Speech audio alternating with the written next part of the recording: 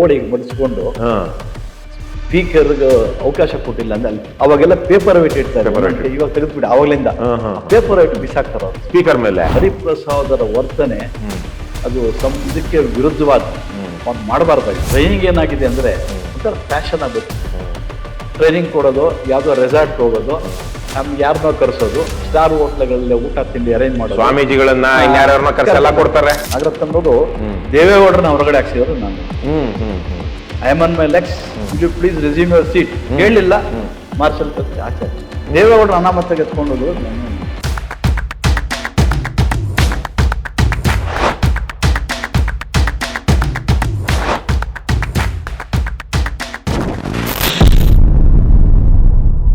ವೀಕ್ಷಕರೇ, ವಿಧಾನಮಂಡಲದ ಅಧಿವೇಶನಗಳು ಹೇಗೆ ನಡೆಯುತ್ತೆ, ಅಲ್ಲಿ ಚರ್ಚೆಗಳ ಫಲಶ್ರುತಿ ಏನು, ಅಥವಾ ಚರ್ಚೆಗಳು ಯಾವ ದಿಕ್ಕಿನಲ್ಲಿ ನಡೀತಾ ಇದೆ, ಅಲ್ಲಿ ನಡೆಯುವಂತಹ ಕಾನೂನು ಬಾಹಿರ ಅಥವಾ ಒಂದು ರೀತಿಯಲ್ಲಿ ಜನರಿಗೆ ಅಸಹ್ಯ ಹುಟ್ಟಿಸುವಂಥ ಘಟನೆಗಳ ಬಗ್ಗೆ ನಾವು ಮೊದಲ ಸಂಚಿಕೆಯಲ್ಲಿ ವಿಸ್ತೃತವಾಗಿ ಮಾತನಾಡ್ತಾ ಬರ್ತಾ ಇದ್ದೀವಿ. ಇದರ ಬಗ್ಗೆ ಈ ಎರಡನೇ ಸಂಚಿಕೆಯಲ್ಲಿ ಇದರ ಮುಂದುವರೆದ ಭಾಗವಾಗಿ ಇನ್ನೂ ಹಲವಾರು ವಿಚಾರಗಳ ಬಗ್ಗೆ ಮಾತನಾಡೋದಿದೆ. ಮತ್ತೊಮ್ಮೆ ಧ್ರುವ್ ಕುಮಾರ್ ಅವರೇ, ನಿಮಗೆ ಎರಡನೇ ಸಂಚಿಕೆಯ ಕಾರ್ಯಕ್ರಮಕ್ಕೆ ಸ್ವಾಗತ. ಈಗ ಮುಂದುವರೆದು ಎರಡು ಅಥವಾ ಮೂರು ಅಂತ ಅಂದ್ಕೊಳ್ಳೋಣ. ಯಾಕಂದ್ರೆ ಒಂದು, ಇಡೀ ಅಧಿವೇಶನದಲ್ಲಿ ಈ 8 ದಿನಗಳ ಅಧಿವೇಶನ ನಿಮಗೆ ಗೊತ್ತಿರಬಹುದು, ಬೆಳಗಾವಿಯಲ್ಲಿ ಕರೆಯುವಂತಹ ಚಳಿಗಾಲದ ಅಧಿವೇಶನಕ್ಕೆ, ಒಂದು ದಿವಸದ ಅಧಿವೇಶನಕ್ಕೆ ಬಹುಶಃ ಈಗ 1.5 2 ಕೋಟಿ ಮೇಲೆ ಖರ್ಚಾಗ್ತದೆ ಒಂದು ದಿವಸದ ಅಧಿವೇಶನಕ್ಕೆ. ಯಾಕಂದ್ರೆ ನಾನು ಇತ್ತೀಚೆಗೆ ಮಾಹಿತಿ ತಗೊಂಡಾಗ 2011ರ ಅಧಿವೇಶನದಲ್ಲಿನೇ 1.39 ಅಂದ್ರೆ 1,39,00,000 ಖರ್ಚಾಗ್ತಿತ್ತಂತೆ ಆವರೇಜ್ ಆಗಿ, ಸರಾಸರಿಯಾಗಿ ಪ್ರತಿ ಒಂದು ದಿವಸಕ್ಕೆ. ಅಲ್ಲೇ ಬೆಂಗಳೂರಲ್ಲಿ ಸುಮಾರು 55-65 ಲಕ್ಷ ತನಕ ಆಗ್ತಾ ಇತ್ತು 2011ರಲ್ಲಿ. ಇವಾಗಂತೂ ಇನ್ನೂ ಹೆಚ್ಚು ಭತ್ಯೆಗಳು ಜಾಸ್ತಿ ಆಗಿದೆ, ಖರ್ಚುಗಳು ಜಾಸ್ತಿ ಆಗಿದೆ. ಹಾಗಾಗಿ ಬೆಂಗಳೂರಲ್ಲಿ ಮಾಡುವಂತ ಅಧಿವೇಶನಕ್ಕೆ ಒಂದು ದಿವಸಕ್ಕೆ, ಪ್ರತಿ ದಿವಸಕ್ಕೆ ಜನರ ತೆರಿಗೆಯ 1 ಕೋಟಿ ರೂಪಾಯಿಗಿಂತ ಹೆಚ್ಚಿನ ಹಣ ಖರ್ಚಾಗ್ತದೆ. ಈ ಖರ್ಚಾಗ್ತಿರುವಂತಹ ಸಂದರ್ಭದಲ್ಲಿ ಇಡೀ ಅಧಿವೇಶನದಲ್ಲಿ ನಾವು ನೋಡಿದಾಗ ಏನ್ ಸಾಧನೆ ಆಯ್ತು, ಯಾವ ವಿಚಾರಗಳು ಚರ್ಚೆಗಳು ಪಟ್ಟವು, ಅದರಲ್ಲಂತೂ ಇಡೀ ಜನಕ್ಕೆ, ಇಡೀ ರಾಜ್ಯದ ಜನತೆ ಒಂದು ರೀತಿಯಲ್ಲಿ ಮನರಂಜನೆಯ ತರಹಕ್ಕೆ ನೋಡದಂತಹ ಡಿಜಿಟಲ್ ಮೀಡಿಯಾದಲ್ಲಿ, ಸಾಮಾಜಿಕ ಮಾಧ್ಯಮಗಳಲ್ಲಿ ತುಂಬಾ ವೈರಲ್ ಆದಂತಹ ಒಂದು ಪ್ರಸಂಗ ಅಂದ್ರೆ ಶಿವಲಿಂಗೇಗೌಡರು ಮಾತನಾಡಿರುವಂಥದ್ದು. ಶಿವಲಿಂಗೇಗೌಡರ ವಿಚಾರ ಬಹಳ ದೊಡ್ಡ ಮಟ್ಟದಲ್ಲಿ ಚರ್ಚೆ ಆಗ್ತಾ ಇದೆ. ಅಷ್ಟಕ್ಕೂ ಶಿವಲಿಂಗೇಗೌಡರು ಮಾತಾಡಿದ್ದಾದ್ರೂ ಏನು, ಒಂಚೂರು ಅದನ್ನ ನೋಡೋಣ ನಾವು. ನಿಮ್ ಯೋಗ್ಯತೆ ಬೆಂಕಿ ಹಾಕ, ನಿಮಗೆ ಮಾನ ಮರ್ಯಾದೆಲ್ಲ ಅಯೋಗ್ಯ. ಇದೇನು ಡ್ಯಾನ್ಸ್ ಕುಡಿಯಕ್ ಬಂದಿದ್ದೀರ ಇಲ್ಲಿ? ಅಸೆಂಬ್ಲಿ ಮಾಡ್ಕೊಂಡಿದ್ದೀರ, ಡ್ಯಾನ್ಸ್ ಮಾಡ್ಕೊಂಡಿದ್ದೀರ ನೀವು? ನಿಮ್ಗೆ ಮಾನ ಮರ್ಯಾದೆ, ವಿರೋಧ ಪಕ್ಷದ ನಾಯಕರೇ ಇದೇನು ವಿಮಿಕ್ರಿ ಮಾಡಿಸ್ತಾ ಇದ್ದೀರೇನ್ರಿ? ವಿರೋಧ ಪಕ್ಷದ ನಾಯಕರೇ ಇದೇನು ವಿಮಿಕ್ರಿ ಮಾಡಿಸ್ತಾ ಇದ್ದೀರಾ? ಮಾನ ಮರ್ಯಾದಿಲ್ಲ, ಮರ್ಯಾದೆ ಮಾನ ಇದ್ದಾರೆ, ಯಾರು ಈ ರೀತಿ ನಡ್ಕೊಳಕಲ್ಲ. ಇದೇನು ವಿರೋಧ ಪಕ್ಷನ ಇದು? ನಾವು ಧರಣಿ ಮಾಡಿದೀವಿ, ಇಂಥ ಎಲ್ಲ ಕೋತಿಗಳನ್ನೆಲ್ಲ ಬಿಟ್ಕೊಂಡು ಮಾಡಿಲ್ಲ. ಕೋತಿ ಸಿಂಹಗಳಿವು. RSS ಅಲ್ಲಿ ಹಿಂಗೆ ಕೂಗಿ RSS ಹಾಳು ಮಾಡಿದಿರಿ ನೀವು. ನಿಮ್ಮ ಅಜ್ಜನ್ ಮಾಡಿದ್ದೆ, ಬಾಲ್ ಕೇಳು ಅರಸಿಕೆರೆಯಲ್ಲಿ, ಅರಸಿಕೆರೆಯಲ್ಲಿ ಬಾ ಕೇಳು. ಈಗ ಶಿವಲಿಂಗೇಗೌಡರು ನಾವು ನೋಡಿದಂತಹ ವಿಡಿಯೋದಲ್ಲಿ ಒಬ್ಬ ಶಾಸಕರ ಹೆಂಡತಿಯ ವಿಚಾರ, ಅದು ವಿಶೇಷವಾಗಿ ತಹಸೀಲ್ದಾರು ಇಟ್ಕೊಂಡು ನೀನು ದುಡ್ಡು ಮಾಡ್ತಾ ಇದೀಯಾ ಅಥವಾ ಅನ್ನುವಂತಹ ಪದ ಬಳಕೆ ಮಾಡ್ತಾರೆ. ಈ ತರಹದ ಸದನದಲ್ಲಿ ಇಲ್ಲದೆ ಇರುವಂತಹ ವ್ಯಕ್ತಿಗಳ ಬಗ್ಗೆ ಅಥವಾ ಯಾರ ಬಗ್ಗೆ ಎಲ್ಲ ಮಾತಾಡಬಾರ್ದು ಅಂತ ನಿಯಮಾವಳಿಗಳು ಇದೆ ಅಂತ ನೀವು ಹೇಳ್ತೀರಾ. ಏನ ನಿಯಮಾವಳಿಗಳು? ಅದಕ್ಕೆ ನಾವು ರೂಲಿಂಗ್ಸ್ ಅಂಡ್ ಅಬ್ಸರ್ವೇಷನ್ಸ್ ಅಂತ ಹೇಳಿ ಎಲ್ಲಾ ರಾಜ್ಯದಲ್ಲೂ ಇದೆ, ಪಾರ್ಲಿಮೆಂಟ್ ಅಲ್ಲೂ. ಅದರ ಪ್ರಕಾರ ಸದನಲ್ಲಿ ಇಲ್ಲದೆ ಇರೋ ವ್ಯಕ್ತಿಗೆ ತೇಜಾವಧೆ ಮಾಡೋ ಹಾಗಿಲ್ಲ. ಆಯ್ತಾ? ಅವ್ರು ಡಿಫೆಂಡ್ ಮಾಡ್ಕೊಳಕ್ ಅವ್ರಿಗೆ ಸದನದ ಸದಸ್ಯರಲ್ಲದ ವ್ಯಕ್ತಿ ಬಗ್ಗೆ ಡಿಫೆಂಡ್ ಮಾಡ್ಕೊಳಕ್ ಆಗಲ್ಲ. ಸುಮ್ನೆ ಏನೋ ಒಂದು ಎವೇಸಿವ್ ಇದು ಮಾಡಕ್ ಬರೋದಿಲ್ಲ. ಸೊ ಅವಾಗ ಇಮಿಡಿಯೇಟ್ ಆಗಿ ನಮ್ಮ ಅಫಿಷಿಯಲ್ಸ್ ಸ್ಪೀಕರ್ ಗಮನಕ್ಕೆ ತಂದು ಈ ತರ ಇದೆ, ಅದನ್ನ ಕರ್ವ್ ಮಾಡಿ ಅಂತ ಹೇಳ್ಬೇಕು. ಇಲ್ಲ ಸ್ಪೀಕರ್ ತಿಳ್ಕೊಂಡಿದೆ, ರಮೇಶ್ ಕುಮಾರ್ ಸರ್ ಅಭೇದವಾಗಿದೆ ಅಲ್ಲೇ ಹೇಳ್ಬಿಡೋದು. ಇಲ್ಲ ಇವರು ಗೈಡ್ ಮಾಡಿಲ್ಲ, ಅಲ್ಲೇ ತಾಳೆ ಹಾಕ್ಬೇಕಾಯ್ತದೆ. ಆಮೇಲೆ ಅವರು 4 ಸರಿ ಶಾಸಕರಾದವರು ಎಲ್ಲೋ ಬೀದಿನಲ್ಲೋ ಅಥವಾ ಗ್ರಾಮ ಪಂಚಾಯತಿಯಲ್ಲಿ ಮಾತಾಡಿದ್ರೆ ಅವ್ರ ಮೇಲೆ ಕಠಿಣವಾದ ಕ್ರಮ ತಗೋಬೇಕು. ಈ ರಾಜ್ಯ ಸರ್ಕಾರದಲ್ಲಿ ಇವತ್ತು ಅಬಕಾರಿ ಸಚಿವ RT ತಿಮ್ಮಾಪುರ ಅಂತಿದ್ದಾರೆ. ಅವರ ಅಬಕಾರಿ ಇಲಾಖೆ ಗೊತ್ತಿದೆ ಭ್ರಷ್ಟಾಚಾರದ ಕೂಪುಗಳು. ಹಾಗಾಗಿ ಅಲ್ಲಿ ಯಾವುದೋ ಒಂದು 6,000 ಕೋಟಿಯ ಹಗರಣ ಆಗಿದೆ. ಹಾಗಾಗಿ ಅಬಕಾರಿ ಸಚಿವರು ರಾಜೀನಾಮೆ ಕೊಡಬೇಕು ಅಂತ ಹೇಳಿ ಇವರು ಬಿಜೆಪಿಯವರು ಧರಣಿ ಮಾಡ್ತಾರೆ ಸದನದೊಳಗಡೆ. ಅಂದ್ರೆ ಸದನದ ಬಾವಿಗೆ ಬಂದು ಧರಣಿ ಮಾಡ್ತಾರೆ. ಅಂದ್ರೆ ಮಾಡಿದಾಗ ಬೇರೆ ಯಾರೇ ಮಾತಾಡೋದಿಕ್ಕೆ ಅವಕಾಶ ಕೊಡದ ರೀತಿನಲ್ಲಿ ಆಗುತ್ತೆ. ಹಿಂದೆ ಇದ್ದಕ್ಕೂ ಇವಾಗೂ, ಹಿಂದೆ ಬಾವಿಗೆ ಬಂದ್ರೆ ಬೇರೆ ಯಾರು ಮಾತಾಡೋದು ಕೇಳಿಸ್ತಾ ಇರ್ಲಿಲ್ಲ. ಇವತ್ತಿನ ಹೊಸ ತಂತ್ರಜ್ಞಾನದ ಕಾರಣದಿಂದಾಗಿ ಯಾರು ಮೈಕ್ ಹಾಕೊಂಡ್ರೆ ಯಾರಿಗೆ ಸ್ಪೀಕರ್ ಅಲೋ ಮಾಡಿರ್ತಾರೋ ಅವರು ಏನು ಮೈಕ್ರೋಫೋನ್ ಇರುತ್ತೆ, ಆ ಮೈಕಲ್ಲಿ ಮಾತಾಡದವ್ರದನ್ನೇ ಕೇಳಿಸ್ತಾ ಇರುತ್ತೆ. ಬಹುಶಃ ಒಂದು 15-20 ವರ್ಷಗಳಿಂದ ಶಿವಲಿಂಗೇಗೌಡರು ಈ ತರಕ್ ಮಾತಾಡಿದ್ರೆ ಯಾರಿಗೂ ಗೊತ್ತೇ ಆಗ್ತಾ ಇರ್ಲಿಲ್ಲ, ಯಾಕಂದ್ರೆ ಅದು ಗದ್ದಲದಲ್ಲಿ ಮುಳುಗೋಗ್ತಾ ಇತ್ತು. ಯಾಕಂದ್ರೆ ಈಗ ಅವರೊಬ್ಬರಿಗೆ ಮಾತ್ರ ಮಾತನಾಡೋದು ಕೇಳಿಸುವಂತಹ ಒಂದು ಅವಕಾಶ ಸಿಕ್ಕಿದೆ. ಆಗ ಇಂಥ ಸಂದರ್ಭದಲ್ಲಿ ಶಿವಲಿಂಗೇಗೌಡರು ಮಾತಾಡೋದಕ್ಕಿಂತ ಸಂದರ್ಭದಲ್ಲಿ ಅವರು ಏನು ಧರಣಿ ಮಾಡ್ತಾ ಇದ್ರು, ಘೋಷಣೆ ಕೂಗ್ತಾ ಇದ್ರು, ಮಾತಾಡೋದಕ್ಕೆ ಅಡ್ಡಿಪಡಿಸ್ತಾ ಇದ್ರು ಯಾರು ಬಿಜೆಪಿಯ ಮತ್ತು JDS ನ MLA ಗಳು.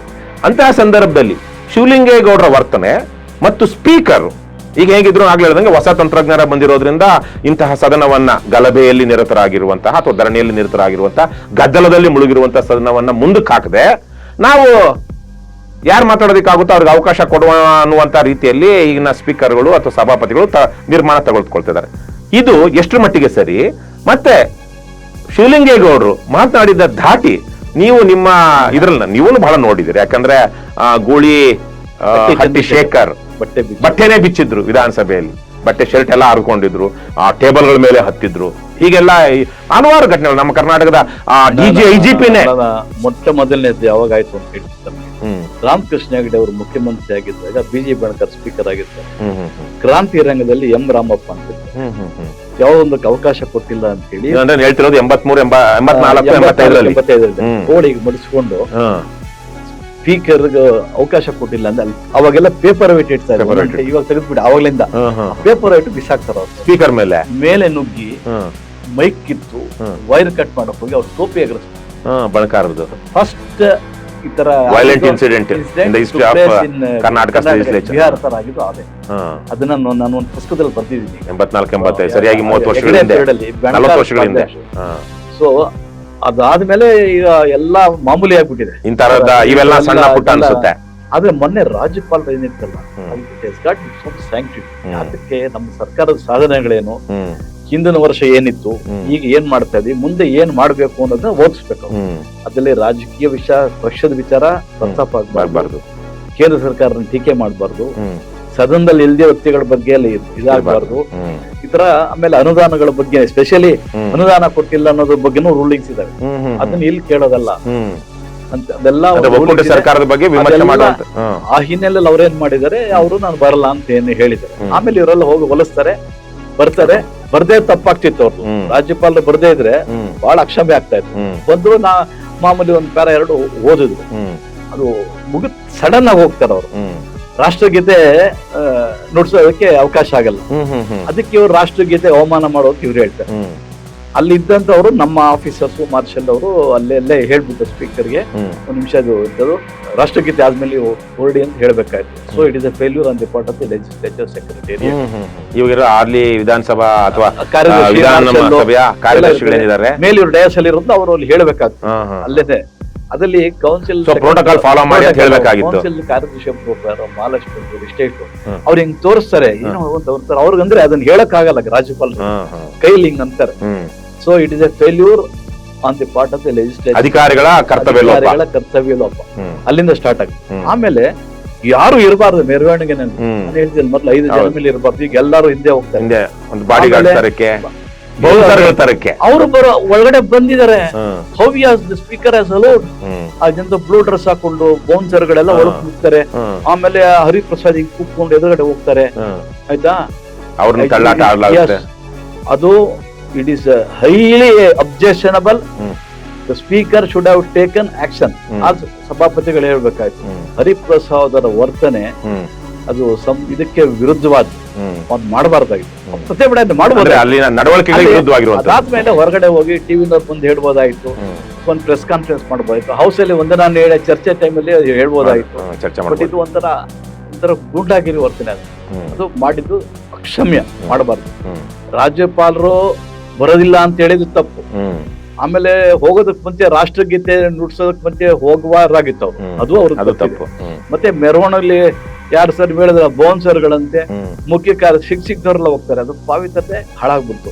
ಟು ದಟ್ ಎಕ್ಸ್ಟೆಂಟ್ ಅಲ್ಲಿಗೆ ನಿಲ್ಸ್ಬಿಡ್ತೀನಿ ರಾಜ್ಯಪಾಲರು. ಶಿವಲಿಂಗೇಗೌಡರು ವಿಚಾರ ತಾವ್ ಹೇಳಿದ್ರು. ಶಿವಲಿಂಗೇಗೌಡರು 4 ಸಾರಿ ಗೆದ್ದು ಬಂದಿದ್ದಾರೆ. ನಮ್ಮ ಈ ಸ್ಪೀಕರ್ ಬಂದ್ಮೇಲೆ ಟ್ರೈನಿಂಗ್ ಗಳು ಕೊಟ್ಟಿದ್ದಾರೆ. ಹಿಂದೇನು ರಮೇಶ್ ಕುಮಾರ್ ದಾಗು ಟ್ರೈನಿಂಗ್ ಕೊಟ್ಟಿದ್ದಾರೆ. ಟ್ರೈನಿಂಗ್ ಏನಾಗಿದೆ ಅಂದ್ರೆ ಒಂಥರ ಪ್ಯಾಷನ್ ಆಗ್ಬಿಟ್ಟಿದೆ. ಟ್ರೈನಿಂಗ್ ಕೊಡೋದು, ಯಾವ್ದೋ ರೆಸಾರ್ಟ್ ಹೋಗೋದು, ಯಾರನ್ನೋ ಕರ್ಸೋದು, ಸ್ಟಾರ್ ಹೋಟ್ಲಗಳಲ್ಲಿ ಊಟ ತಿಂಡಿ ಅರೇಂಜ್ ಮಾಡೋದು, ಸ್ವಾಮೀಜಿಗಳನ್ನ ಇನ್ಯಾರನ್ನ ಕರ್ಸೆಲ್ಲ ಕೊಡ್ತಾರೆ. ಸರ್ ಟ್ರೈನಿಂಗ್ ಯಾರು ಕೊಡ್ತಾರೆ? ಮೇಧಾವಿಗಳಾಗಿದ್ದಂತವ್ರು ಸರ್ ರಾಷ್ಟ್ರ ಮಟ್ಟದಿರೋ ಸ್ಪೀಕರ್ಗಳಾಗಿರೋ ಅಥವಾ ರಿಟೈರ್ಡ್ ಸೆಕ್ರೆಟರಿಗಳಲ್ಲಿ ಟ್ರೈನಿಂಗ್ ಕೊಡಿಸ್ಬೇಕು. ಸುಮ್ನೆ 2 ದಿನದಲ್ಲೇ ಹೋಗೋದು, ಕಾರಲ್ಲಿ ಹೋಗೋದು, ಅಲ್ಲಿ ಇದು ಮಾಡೋದು, ಏನೋ ಯಾರೋ ಓದ್ಬಿಡ್ತಾರಲ್ಲ. ಅದು ಟ್ರೈನಿಂಗ್ ಅಂದ್ರೆ ಅದು ಕನಿಷ್ಠ ಒಂದು 2-3 ವಾರ ಬೇಕಾಗುತ್ತೆ. ಪ್ರಶ್ನೆಗಳು ಅಂದೇನು, ಗಮನ ಸೆಳೆಯುವ ನಿಲುವಳಿ ಸೂಚನೆ ಯಾವುದು, ಶೂನ್ಯ ವೇಳೆ ಅಂದ್ರೆ ಏನು, ಬಿಲ್ ಅಂದೇನು, how bill becomes an act, what is the budget process, nothing. ಈ ಸುಮ್ಮನೆ ಏನಿಲ್ಲ, ಖರ್ಚು 1 ಕೋಟಿ ಡಿವೈಡಲ್ಲ. ಸ್ಟಾರ್ ಹೋಟ್ಲಿಗೆ ಹೋಗೋದು, ಊಟ ತಿಂಡಿ, ಕಾರು, ಗಿಫ್ಟ್, ಕಾಂಪ್ಲಿಮೆಂಟ್ಸ್, ಯಾರನ್ನ ಕರ್ಸ್ಬಿಡ್ತಾರೆ, ಅಷ್ಟೇ ಟ್ರೈನಿಂಗ್. ಈ ತರ ವಿಧಾನಸಭೆಯ ಅಥವಾ ವಿಧಾನ ಪರಿಷತ್ತಿನ ನಡಾವಳಿಗಳ ಪರಿಚಯವೇ ಇಲ್ಲದಂತಹ ಸ್ಥಿತಿಯಲ್ಲಿ ಇವತ್ತಿನ ನಮ್ಮ MLA-ಗಳಿದ್ದಾರೆ. ಹಿಂದೆ ಈ ತರ ಯಾವುದೇ ತರಬೇತಿ ಇರ್ಲಿಲ್ಲ. ಪ್ರಯರ್ ಟು 1980s ಎಷ್ಟು ಹಿರಿಯರನ್ನ ನೋಡಿ ಕಲಿತಿದ್ರು. ಅವ್ರೇನು ಮೇಧಾವಿ. ಒಂದು ಮಾತಿದೆ ಸರ್, ಗ್ರಾಮೀಣ ಭಾಗದಲ್ಲಿ ಮುಂದಿನ ನೇಗಲು ಹೋದಾಗೆ ಹಿಂದಿನ ನೇಗಲು ಹೋಗುತ್ತೆ. ಇವತ್ತು ಮುಂದಿನ ನೇಗಲು ಇಟ್ಕೊಂಡಿರೋರೇನೆ ಅಡ್ಡಾದಿಡ್ಡಿಯಾಗಿ ಹೋಗೋವಾಗ ಹಿಂದಿನ ನೇಗಲಲ್ಲಿ ಇಟ್ಕೊಂಡಿರೋರು ಹಿಂದೆ ಹೋಗೋದಿಕ್ಕೆ ಸಾಧ್ಯ. ವಾಟಾಳರಾಜು, CMR ಮುಗಮು, ಕೋಣಂದೂರು ಲಿಂಗಪ್ಪ, ಗೋವಿಂದ್ ಬೇಡ, ನಾನ್ ನೋಡೋದು ಹೇಳ್ತೀವಿ. ಅವ್ರೆಲ್ರು ಅವರು ಗಲಾಟೆ ಮಾಡಿದ್ದಾರೆ. ರಾಜು ಅಂದ್ರೆ ಕೂತಿರೋ ಜಾಗದಲ್ಲಿ ಮಾಡೋದು, ಆಮೇಲೆ ವಾಜಪೇಯಿ ಹಿಂದಕ್ಕೆ ಹೋಗಿ ಅನ್ನೋದು ಕಪ್ಪು ಪಟ್ಟಿ ಹಾಕಿ ಅಷ್ಟಕ್ಕೆ ಸೀಮಿತ ಆಯ್ತು. ಇದನ್ನೇ ಬಹಳ ದೊಡ್ಡ ಮಟ್ಟದ ಗಂಭೀರ ಪ್ರತಿಭಟನೆ ಅವಾಗ ಹೊರಗಾಕಿದೀವಿ. ನಾಗರತ್ನವರು KS ನಾಗರತ್ನ ಲಾ ಗ್ರಾಜುಯೇಟ್ ಅಲ್ಲ, ordinary graduate, but she used to listen to the officers guide. ಅಧಿಕಾರಿಗಳು ಹಾಗಿದ್ಲು. ಅವ್ರ ಮಾತು ಕೇಳಿ ಅವರು ಕಾಂಗ್ರೆಸ್ ಇಂದ ಬಂದ್ರು ಸಹ ಅವ್ರು ಕೇರ್ ಮಾಡ್ತಿರ್ಲಿಲ್ಲ. ದೇವರಾಜ ಆಗ್ಲಿ, ಚನ್ನಬಸಪ್ಪ, ಸಿದ್ದವೀರಪ್ಪನವರು, ಈ ಕಡೆ ದೇವೇಗೌಡರು ಕೂತ್ಕೊಳ್ಳೋರು. ಒಂದು ಸಂದರ್ಭದಲ್ಲಿ ನಾನು ಎಷ್ಟೋ ಸರಿ ಹೇಳಿದ್ದೆ ಟಿವಿ ಚಾನೆಲ್ಗಳಲ್ಲಿ, ಅವರು ಸದನ ನಿಯಮ ಪಾಲಿಸಿ, ಸದನ 1 ಗಂಟೆಯಿಂದ 2 ಗಂಟೆ ಪ್ರಶ್ನೆ ಮಾಡಿ, 2 ರಿಂದ 6 ಉಳಿದ 6 ಗಂಟೆ ಆದ್ರೆ ಅಡ್ಜರ್ನ್ ಆದ್ರೆ, ಒಂದು ವೇಳೆ ತುಂಬಾ ಪ್ರಮುಖವಾಗಿದ್ದು ಅಂದ್ರೆ ಪರ್ಮಿಷನ್ ತಗೊಂಡು ಹೌಸ್ ಮಾಡ್ಬೇಕು. ಅಷ್ಟಕ್ಕೆ ಅವರು ಒಂದು ಹಂತದಲ್ಲಿ ಬಹಳ ಚರ್ಚೆ ಆಗುತ್ತೆ. ಅವಾಗ ಅರಸು ಅವರು, ನಾನು ಎಷ್ಟೊತ್ತು ಬೇಕಾದ್ರೂ ಮಾತಾಡಿಸಿದ್ದೇ ಇರ್ತೀನಿ. ದೇವರು I am also prepare to sit, ಏನು ರಾತ್ರಿ ಬೇಕಾದ್ರು. ಅವಾಗ ಹೇಳ್ತಾರೆ, ಮೇಡಮ್ ಎದ್ದಿಲ್ಸ್ಕೊಳ್ತಾರೆ, ನಾನು ಅಲ್ಲಿ ಕೂತಿದ್ದೆ. You may be prepared, he may be prepared, I am not prepared to sit, to conduct the business of the house according to rules ಅಂತ ಹೇಳಿ ಅಡ್ಜರ್ನ್ ದಿ ಹೌಸ್ ಹೊರಟ್ಬಿಡ್ತಾರೆ. ಮೇಡಮ್ ಅಂದ್ರೆ ಕಾಂಗ್ರೆಸ್ ಇಂದ ಬಂದ್ರು ಸಹ CM ಮುಖ ನೋಡಲ್ಲ, ಇವ್ರ ಮುಖ ನೋಡಲ್ಲ. ಆಮೇಲೆ ಅವ್ರಿಂದ ಓಡೋಗ್ತಾರೆ ಅರ್ಸೋರು ಚೇಂಬರ್ಗೆ. ಏನ್ ಮೇಡಮ್ ಈಗ ಮಾಡ್ಬಿಟ್ಟು ಮತ್ತೇನ್ ನಿಮ್ಗೇನು ಹೇಳ್ದಂಗೆಲ್ಲ ನಡೆಯೋಕ್ಕಾಗುತ್ತೆ, ನಾನು ಏನಕ್ಕೆ ಇರ್ಬೇಕಲ್ವ ಅನ್ನೋದನ್ನ ಹೇಳ್ತೀನಿ. ಆಮೇಲೆ ಮಂತ್ರಿ ಆಗ್ಬಿಡ್ತಾರೆ, ಬೇರೆ ವಿಚಾರ. ಅಂದ್ರೆ ಹೌ ಪೀಠದಲ್ಲಿದ್ದಾಗ ಯಾವ ರೀತಿ ನಡ್ಕೋಬೇಕು ಅನ್ನೋದಕ್ಕೆ ಮಾದರಿ ಅವ್ರು ಯಾರು. ಈಗಿರುವಂತಹ ಸಭಾಧ್ಯಕ್ಷರ ಬಗ್ಗೆ ನಿಮ್ಮ ಅಭಿಪ್ರಾಯ? ಈಗ ಇವತ್ತು ಬಹಳ ಹಸನ್ಮುಖಿ, ಯಾರನ್ನು ವಿರೋಧ ಮಾಡ್ಕೊಡಲ್ಲ. ಶಿವಲಿಂಗೇಗೌಡರು ಹಾಗೆ ಅಂತಿದ್ದಾಗ ಅವರು BJP-ನವ್ರಿಗೂ ಮೆಚ್ಚಿಸ್ತಾರೆ, ಈ ಕಡೆ ರೂಲಿಂಗ್ ಪಾರ್ಟಿ ಮೆಚ್ಚಿಸ್ಕೊಳ್ತಾರೆ, ಬ್ಯಾಲೆನ್ಸ್ ಮಾಡ್ಕೊಳ್ತಾರೆ. ಅಲ್ಲ, ಅವ್ರು ಯಾರನ್ನಾರು ಮೆಚ್ಚಿಸ್ಲಿ, ವಿಶೇಷವಾಗಿ ಶಿವಲಿಂಗೇಗೌಡರು ಮಾತಾಡ್ತಿದ್ದಾಗ ಅದನ್ನ ಎಂಜಾಯ್ ಮಾಡ್ತಿದ್ದಂತ ರೀತಿ ಸಭಾಧ್ಯಕ್ಷರ ಅಂದ್ರೆ ಸ್ಪೀಕರ್ ಅವರ ಹುದ್ದೆಗೆ ತಕ್ಕನಾಗಿತ್ತ? ಮೊದಲನೇ ದಿವಸ ಸಭಾಧ್ಯಕ್ಷರು ಹಸನ್ಮುಖಿ ಬೇರೆ, ನಾವು ಯಾವ್ದೋ ಸಂದರ್ಭದಲ್ಲಿ ಎಂಜಾಯ್ಮೆಂಟ್ ಅಂದ್ರೆ ಜೋಕ್ಗಳು ಮಾಡಿದಾಗ್ಲೋ, ಇನ್ಯಾವುದೋ ಒಂದು ಹಾಸ್ಯ ಪ್ರಸಂಗ ಬಂದಾಗ ನಗೋದ್ ಬೇರೆ, ಹ್ಯೂಮರ್ಸ್ ಅಂತ ವಿಟ್ಸ್ ಅಂಡ್ ಹ್ಯೂಮರ್ ಅಂತ ಅದು ಬೇರೆ. ಬಟ್ ಆ ಪೀಠದಲ್ಲಿ ಕೂತ್ಕೊಂಡಾಗ ಒಂದು ನಮ್ಮ ಎಸ್ಪೆಷಲಿ ಅಲ್ಲಿ 16 ಜನ ಧರಣಿ ಮಾಡ್ತಾ ಇದಾರೆ, ಘೋಷಣೆ ಕೂಗ್ತಾ ಇದಾರೆ, ವೈಯಕ್ತಿಕ ದಾಳಿನೂ ಮಾಡ್ತಾ ಇದಾರೆ. ಈಗ ಅಲ್ಲಿ ಶಿವಲಿಂಗೇಗೌಡರು ಒಂದು ಸಮಜಾಯಿಷಿ ಕೊಟ್ಟಿದ್ದಾರೆ. ಅವ್ರು ನನ್ ಕೊಬ್ಬರಿ ಕಳ್ಳ ಅಂದ್ರು, ಇನ್ನೊಂದಂದ್ರು, ಅವ್ರು ನನ್ನ ಮೇಲೆ ವೈಯಕ್ತಿಕವಾಗಿ ದಾಳಿ ಮಾಡಿದ್ರು, ಅದಕ್ಕೆ ನಾನು ಅವ್ನ ಯಾವ್ದೋ MLA ಏನಿದ್ದ ಅವನ ಹೆಂಡತಿ ಅಲ್ಲೆಲ್ಲೋ ತಹಸೀಲ್ದಾರ್ ಆಗಿದ್ರೆ ಅವರ ತಗೊಳ್ಳೋಂಥದ್ದು ಬಂತು ಅಂತೆಲ್ಲ ಅವರು ಹೇಳಿದ್ದಾರೆ. ಆದ್ರೆ ಇಲ್ಲಿ 2 ಸ್ಪೀಕರ್ ಅವರ ನೇರವಾದಂತಹ ತಪ್ಪುಗಳು ಕಾಣಿಸುತ್ತೆ. ಒಂದು, ಧರಣಿ ನಡೀತಿರುವಾಗ ಅವರು ವೈಯಕ್ತಿಕ ಆರೋಪಗಳು ಮಾಡ್ತಿರುವಾಗ ಇನ್ನೊಬ್ಬ ಸದಸ್ಯರ ರಕ್ಷಣೆಗೆ ಇವ್ರು ಧಾವಿಸಬೇಕಾಗಿತ್ತು. ಯಾರು? ಶಿವಲಿಂಗೇಗೌಡರ ರಕ್ಷಣೆಗೆ ಬರ್ಬೇಕಾಗಿತ್ತು, ಇವೆಲ್ಲ ಮಾತಾಡಬೇಡಿ ಅನ್ಬೇಕಾಗಿತ್ತು, ಮೈಕ್ ಮ್ಯೂಟ್ ಮಾಡ್ಬೇಕಾಗಿತ್ತು. 2ನೇದು, ಶಿವಲಿಂಗೇಗೌಡರು ಈ ತರಕ್ಕೆ ಏನು ಹಾದಿ ಬೀದಿಲಿ ಅಂದ್ರೆ ಯಾವ್ದೇ ಆಗ್ಲಿ, ಎಲ್ರನ್ನು ಹಾದಿ ಬೀದಿಲಿ ಮಾತಾಡೋಂತ ಮಾತುಗಳಾಡ್ತಾರೆ. ಯಾವಾಗ? ಹಾದಿ ಬೀದಿಲಿ ಜಗಳ ಆಡೋವಾಗ. ಅಲ್ಲಿ ಯಾವುದೇ ಒಂದು ರೂಲ್ಸ್ ಇರೋದಿಲ್ಲ, ರೆಗ್ಯುಲೇಷನ್ಸ್ ಇರೋದಿಲ್ಲ. ಅವರ ಆತ್ಮರಕ್ಷಣೆಗಾಗಿ ಏನೋ ಜಗಳ ಆಡ್ತಾರೆ, ಮಾತಾಡ್ತಾರೆ, ತಮ್ಮ ಆಕ್ರೋಶವನ್ನು ಹೊರಗೆ ಹಾಕೊಳ್ತಾರೆ. ಆದ್ರೆ ಇದು ಜವಾಬ್ದಾರಿಯುತವಾದ ಒಂದು ಸದನ, ಜವಾಬ್ದಾರಿಯುತವಾದಂತಹ ಇವ್ರದ್ದು ಹುದ್ದೆ. ಇವರು ಈ ತರಕ್ಕೆಲ್ಲ ಆಡುಭಾಷೆನಲ್ಲಿ ಬಹಳ ಕೆಟ್ಟ ಪದಗಳನ್ನ ಬಳಸಿ ಮಾತಾಡ್ತಿರುವಾಗ ಅದನ್ನ ಸಭಾಧ್ಯಕ್ಷರಾದಂತವ್ರು ಎಂಜಾಯ್ ಮಾಡ್ತಿದ್ದಾರೆ. ಅಂದ್ರೆ ಇಲ್ಲಿ ಅವರ ಅವರ ಜವಾಬ್ದಾರಿಯನ್ನಾಗ್ಲಿ ಅಥವಾ ಅವರನ್ನ ನಾವು ವಿಮರ್ಶೆ ಮಾಡ್ಲೇಬೇಕಾಗುತ್ತೆ. ಸ್ಪೀಕರ್ ಅವರು ಅದು ಎಂಜಾಯ್ ಮಾಡುವಂತ ಸಂದರ್ಭ ಅಲ್ಲ. ಎಸ್ಪೆಷಲಿ ಸಭಾಧ್ಯಕ್ಷರಿಗೆ ತಾಳ್ಮೆ, ಸಹನೆ ಇರುತ್ತೆ. ಹೆಚ್ಚಿನ ಅವಕಾಶ ಅಪೋಸಿಷನ್ ಕೊಡಬೇಕು ಅಂತ ನಮ್ಮ ಇದಲ್ಲೇ ನಿಯಮಾವಳಿಗಳು ಇದೆ, ಪ್ರೆಸಿಡೆಂಟ್ಸ್ ಇದೆ. You should give more opportunity opposition, you should not curb the voice of the opposition rather than the treasury bench. ಆಮೇಲೆ ಮಾತಾಡೋ ಸಂದರ್ಭದಲ್ಲಿ ಯಾರು ಧರಣಿಗೆ ಬರ್ತಾರೆ ಬಾವಿಗೆ, ಅವಾಗ ಏನೂ ರೆಕಾರ್ಡ್ ಹೋಗಲ್ಲ. ಎಕ್ಸಾಂಪಲ್ ಸಿದ್ದರಾಮಯ್ಯ ಇರೋದು ಜನರಟ್ಟಿ ಗಲಾಟೆ ಇದ್ದಾಗ ನಾನೇ ಡೀಲ್ ಮಾಡಿದ್ದೀನಿ, ಅದೊಂದು ಎನ್ಕ್ವೈರಿಗೆ ಹೋಗುತ್ತೆ. ಇವರು ಜಮೀರ್ ಅಹಮದ್ ಅವ್ರು ಇವ್ರೆಲ್ಲ ಇದು ಮಾತಾಡೋದು ಕೆಟ್ಟ ಪದಗಳೆಲ್ಲ ಇರ್ತಾವಲ್ಲ, ಅದನ್ನ ನಾವು ಏನ್ ಮಾಡ್ತೀವಿ, ಯಾವ ಟಿವಿನವರು ನಮ್ಗೆ ಕೊಡಲ್ಲ ಕೇಳಿದ್ರೆ. ಅವಾಗ ಪತ್ರ ಬರೀ ಒಬ್ರು ಕೊಡಲ್ಲ. ಕೊನೆಗೆ ವಾರ್ತಾ ಇಲಾಖೆ ನೋಡಿದ್ರೆ ಆ ಟೈಮಲ್ಲಿ ಕೆಟ್ಟ ಹೋಗಿತ್ತು ಅಂದ್ಬಿಟ್ಟು ನಾನು ಡೀಲ್ ಮಾಡಿ ಎಲ್ಲ ಡೀಲ್ ಆಗಿತ್ತು ಅಂದ್ರೆ ಆಮೇಲೆ ನಾವು ಅವ್ರಿಗೆ ನೋಟಿಸ್ ಇಶ್ಯೂ ಮಾಡಿದ್ದೆ ನಾನೇ. ಸಿದ್ದರಾಮಯ್ಯ ಪ್ರತಿಯೊಬ್ರು ಮಾಡಿದೀನಿ, ಅವರಿಂದ ಉತ್ತರ ಬಂತು. ಕಡೆಗೆ ನಾನು ಒಂದೇ ಒಂದು ನನ್ನ ಸಲಹೆ ಕೊಟ್ಟೆ ಅವ್ರಿಗೆ, ಏನಂದ್ರೆ ಸದನದ ಒಳಗಡೆ ಬಾವಿಲಿದ್ದಾಗ ಯಾವ್ದು ರೆಕಾರ್ಡ್ ಹೋಗಲ್ಲ. ಅವ್ರು ಏನೇ ಬೈದಿರ್ಲಿ, ಅಶ್ಲೀಲ ಪದಗಳು ಬಂದಿದ್ದು ರೆಕಾರ್ಡ್ ಆಗಿರಲ್ಲ. ಅವತ್ತು ರೆಕಾರ್ಡ್ ಆಗಿತ್ತು, ಪ್ರೈವೇಟ್ ಚಾನಲ್ ಯಾರು ಕೊಡ್ಲಿಲ್ಲ. ಹಾಗಾಗಿ ಆ ವಿಷಯ ಅಲ್ಲಿಗೆ ಮುಕ್ತಾಯ ಹೋಯ್ತು. ಅದರ್ವೈಸ್ ಎಲ್ಲಾರ ಮೇಲೂ ಕ್ರಮ ತಗೋಬಹುದು. ರೆಡ್ಡಿ ಇರ್ಬೋದು, ಸಿದ್ದರಾಮಯ್ಯ ಯಾರು ಬೇಕಾದ್ರೂ ತಗೋಬಹುದು. ಆಮೇಲೆ ಇವ್ರು ಬಂದು ಸಿದ್ದರಾಮಯ್ಯ ಕಾಲಲ್ಲಿ ಓದಿತಾರ, ಇವರು ಯಾರ ಪೊಲೀಸ್ ಕಮಿಷನರ್ ಯಾರು ಇದ್ದಲ್ಲ ಸರ್, ಅವ್ರು ಬೆದಿರಿ, ಅವರು ಯೂನಿಫಾರ್ಮ್ ಬಿಜೆಪಿ ಪೀರಿಯಡ್ ಅಲ್ಲಿ ಪ್ರೆಸಿಡೆಂಟ್ ಶಂಕರ್ ಬಿದ್ರಿ ನಮ್ಮ ಆಫೀಸರ್ಸ್ ಫೇಲ್ಯೂರ್ ಸರ್, ಒಳಗಡೆ ಯೂನಿಫಾರ್ಮ್ ಹಾಕೊಂಡ್ಬರ್ಬಾರ್ದು ಅಂತ ಹೇಳಕ್ಕೆ ಬಿಡ್ಲಿಲ್ಲ. ಇವರು ಸೈನ್ ಮಾಡ್ಕೊಬೇಕು, ಹೊರಗೆ ಹೋಗಿ ಅಂತ. Lack of experience. ಸ್ಪೀಕರ್ ಆದವರು ವಿಷಯಗಳು ತಿಳ್ಕೊಬೇಕು, ವಿಷಯಗಳು ತಿಳ್ಕೊಳಲ್ಲ. ಇವರು ಒಳ್ಳೆಯವರಾಗಿರ್ಬೇಕು ಅಂತ ಬೇರೆ ವಿಚಾರ.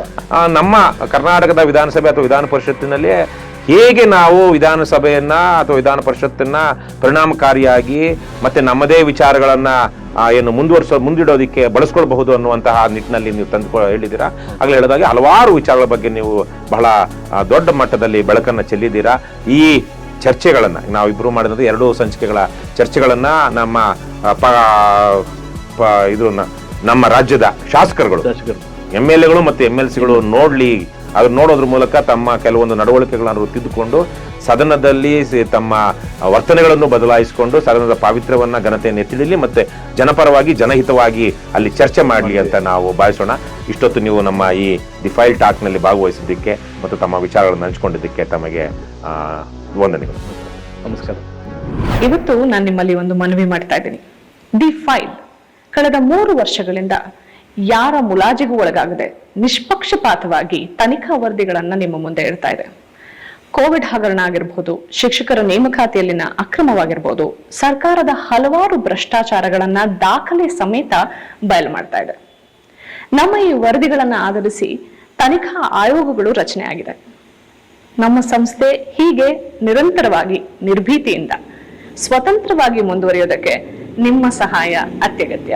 ಹಾಗಾಗಿ ನನ್ನ ಮನವಿ, ಡಿಸ್ಕ್ರಿಪ್ಷನ್ ಬಾಕ್ಸ್ ನಲ್ಲಿರುವಂತಹ ಲಿಂಕ್ ಬಳಸಿ ಅಥವಾ ಈ ವಿಡಿಯೋದಲ್ಲಿ QR ಕೋಡ್ ನ ಸ್ಕ್ಯಾನ್ ಮಾಡಿ ನಿಮ್ಮ ಕೈಲಾದಷ್ಟು ಹಣ ಡೊನೇಟ್ ಮಾಡಿ.